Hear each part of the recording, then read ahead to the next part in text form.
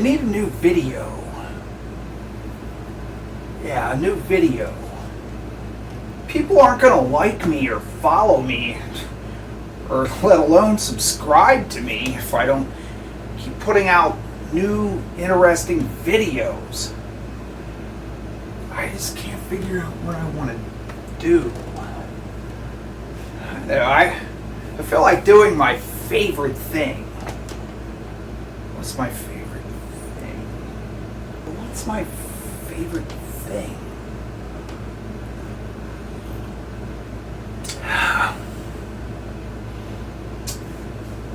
Coffee. Coffee is, well, chocolate. Coffee and chocolate. That's it. Coffee and chocolate. Coffee and chocolate. We could do a Milfway. There's just not enough time today. Running late. Ah, I got it. You know what we're gonna do? I'm gonna show you guys how to make coffee eclairs.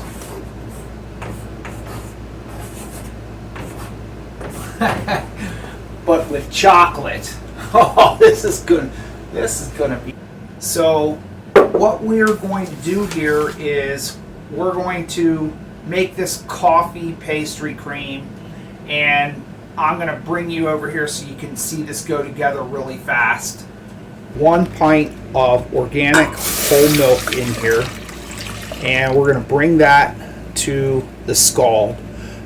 And to that I'm going to add a ½ teaspoon organic vanilla bean paste, 4 ounces of granulated sugar, 1 ounce of cornstarch, 1/4 teaspoon of salt, and 1 tablespoon of instant espresso powder. You just get that in the coffee aisle, and just sift that together so there's no lumps, and set that to the side. Into that we're going to whisk 2 organic free-range eggs. Take a minute and just whip that smooth. Put about 1/3 or so of the scalded cream and vanilla bean over that. Whisk that in there to temper it. Scrape that back right into the mixture. So now bring this back up to the boil. And you'll see this thicken up almost immediately. Strain this into a hotel pan. This is a half pan here. As you can see, this has a nice, pleasant, light coffee appearance to it, which is what you want. It is important that your pastry cream is very, very set and cold before you try to fill your shells. And then just for some additional richness, I dot the top with 2 ounces of Kerrygold unsalted butter here. Work that in. Put this in your freezer or your refrigerator, and cool this down as fast as possible. So if you're a seasoned home baker or professional pastry chef watching this, I'm sure you've probably seen chefs and bakers on YouTube make pâte choux ad nauseum. It's basically always pretty much the same exact recipe. It's the same procedure, but if you just happen to click on this video by accident and you were watching crazy cat trick videos, well, I'm going to show you how to make pâte choux. Bless you.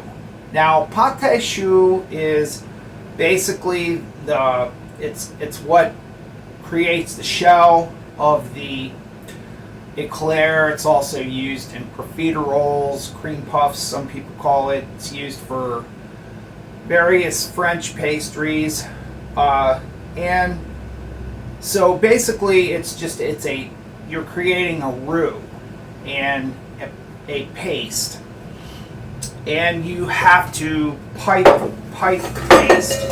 Now I am using, if you're using a Tico Tips on your pastry bag, this is a 806.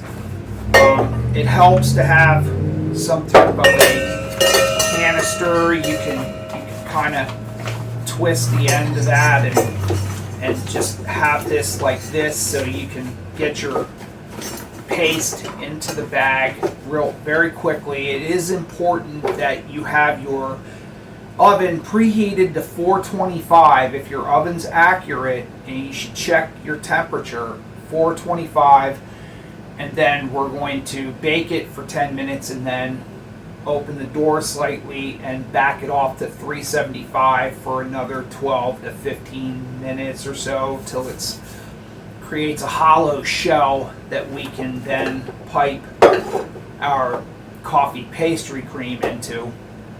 But I'm blah blah blahing, so let's just bring you over here and I'll show you how this thing goes together very quickly. Okay, so pâte choux is actually a very straightforward process, and it comes together very quickly. It's not going to take you long once you get the hang of this. Now sometimes people just use water, sometimes people use milk. It's up to you. I like to do half a cup of water. This is filtered water. Don't use tap water. It's disgusting. And a half cup of, this is non-fat skim milk. This is 4 ounces of Kerrygold unsalted. It's going straight into the saucepan. And just melt that down into the liquids. Also going in there is a 1/4 teaspoon of salt and 1 teaspoon of granulated sugar. And the classic chef's implement of choice for this recipe is a big old wooden spoon. So if you don't have one of these, you can use a rubber spatula, but I like sticking to the traditional stuff myself. So it's already simmering, so turn the heat back, and this is going to be 5 ounces flour all at once. And you're just going to want to stir that for 3 minutes. Just make sure your heat's on fairly low so it doesn't start to scorch it or anything like that. But do this for a full 3 minutes. And you'll start to see a bit of a skin down on the bottom of the pan. That's okay. You just want this to come off the sides, and you want this smooth, and we're just going to cook out the raw taste, the raw flour taste here. Transfer this immediately into the stand mixer. So then just fit your mixer with the paddle and start mixing that. This is 5 organic eggs and large eggs, and just add 1 egg at a time in there. You might have to stop and scrape down once or twice if you have the paste sticking to the bottom. Just make sure everything gets incorporated in there. So the first thing I like to do, even before I start to pipe my pâte choux, is I'll just take a dab here and put a dab on around the perimeter of your parchment sheet and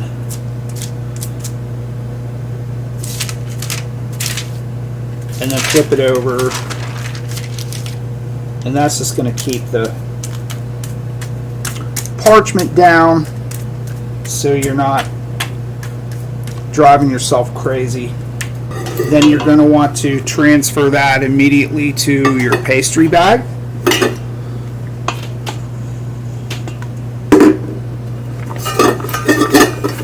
You want to pipe towards you like that, and you're going to want to give it about an inch or two.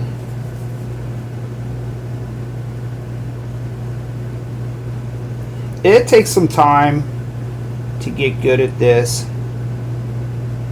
I've seen guys pipe a tray in 10 seconds. So this is going to go into the oven here at 425 for 10 minutes. Okay, so right around the 10-minute mark of 425 in the oven, what you're going to want to do is cut the heat back to 375, and then unfortunately usually the oven is not going to cool off fast enough. So what I like to do is crack the oven just a little bit and just maybe put an oven mitt in there and try to just crack it a little bit. And so now we're going to give these another probably 12 to 15 minutes just to dry out, and then we'll see what we have here. So as soon as your shells come out of the oven, they should feel light as air, and then it's real important, don't skip this step. Go in here and poke a hole on both ends with a skewer. I'm using just a little chopstick here to let the steam escape as quickly as possible. You want these as dry inside as you can get them. Okay, so I've let these shells cool a little bit, and your pastry cream, your coffee pastry cream, should be well chilled at this point, and it's a little bit too solid to pipe like this, so you're going to have to take a whisk and just whip this up a little bit. And you can also cut this pastry cream with a little chantilly cream if it's a little too thick. But this is to lighten up the texture to get this into the shell. So what I have here this is called a Bismarck Tip. And it just helps you to fill these kinds of pastries. You can do, jelly, cream-filled donuts with these two, or other types of pastries where you have to get the cream. You want to get the cream inside without having to cut the tops off of the shells. That's what that looks like. So I'm just going to fill my pastry bag here with this coffee pastry cream. So also a word about the size of Eclairs.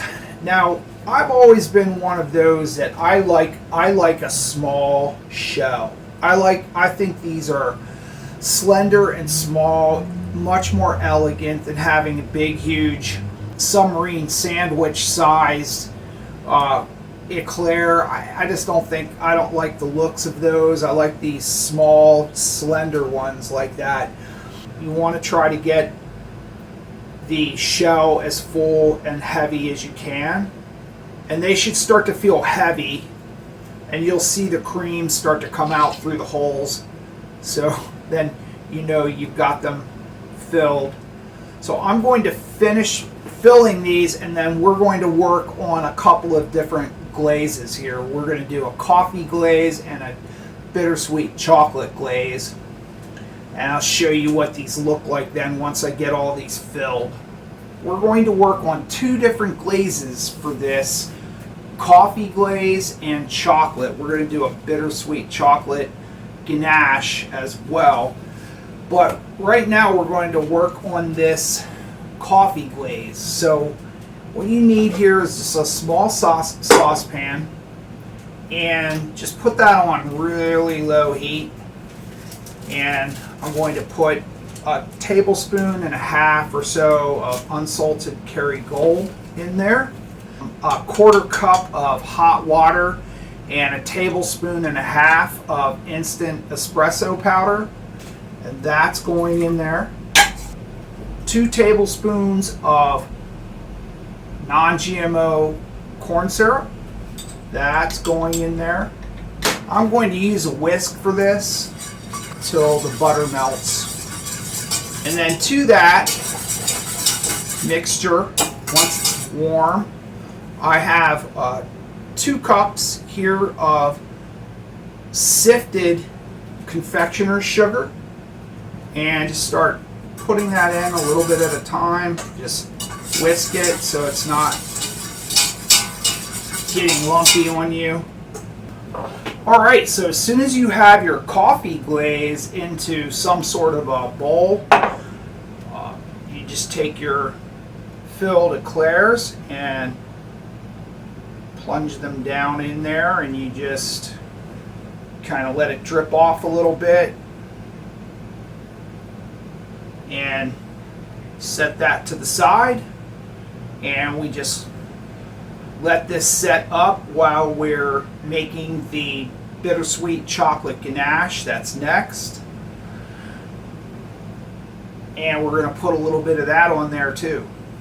I glazed my Eclairs with the coffee glaze, and since this is going to get a little bit of this chocolate ganache on top as well, I'm setting them up in the freezer just for a few minutes, just so the glaze sets on the Eclairs. It'll make dipping these easier. Now, if you're doing this exact same recipe, I would choose a fairly bittersweet chocolate for this, a fairly stout cacao content. I chose a 78%. This is a 3.5 ounce bar, and you want to chop that very small.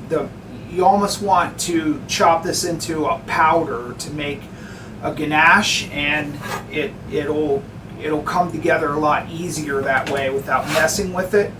And just put that in a glass bowl or a stainless steel mixing bowl. 4 ounces of heavy cream. This is organic heavy cream. You want to bring that into it so that it's simmering. 2 tablespoons of corn syrup in here, and just start bringing that up.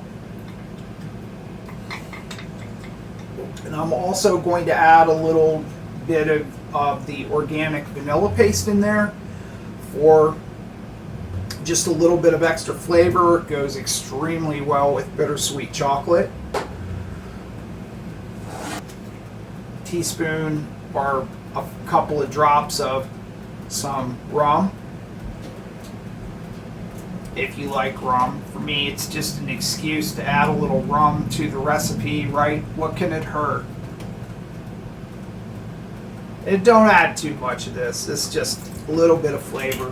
That was literally just a quarter teaspoon I put in there. So as soon as that starts to boil, carefully just kind of, maybe just for 60 seconds, let the cream sit in the chocolate. And then just start, once it's melting out, then just start to, in the center, and just do small little circles there. Last but not least, just throw your unsalted tablespoon of unsalted butter in there, and And now you do want to glaze your eclairs while the glaze is still warm. This will set up rather quickly, so you need to kind of work a little quick. So then there's a few different ways you can do this. You could just go like that. Just put a little on there. You can take this and go like that on half.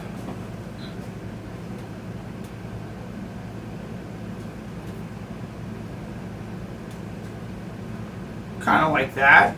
Just a little bit there on the side even. Now I messed up my glaze. Or just down the center like that. Yeah, kind of like that too. I like that idea. Just kind of like that, right down the center. And that'll set up pretty quick. The coffee glaze is cold already, so it should set pretty nicely. I don't know about you, but I cannot wait any longer to try one of these. They look so good. So now, without further ado, I've got to try this. I just think this looks amazing.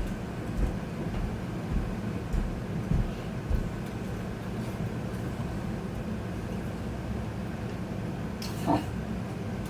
Wow. Oh yeah. You guys gotta try this. These flavors together are just out of the ballpark. I mean, this is beautiful. What a nice pastry. We'll be doing a lot more eclair recipes. I love eclair, working with choux paste. It's a fun pastry to do, and I hope you guys will give this a try. And if you do, please leave me a comment, like and subscribe, please. I'm trying to get more subscribers. I could really use your help. So I'll catch you next time, and we're going to do some fall stuff. So yeah, thanks for joining me.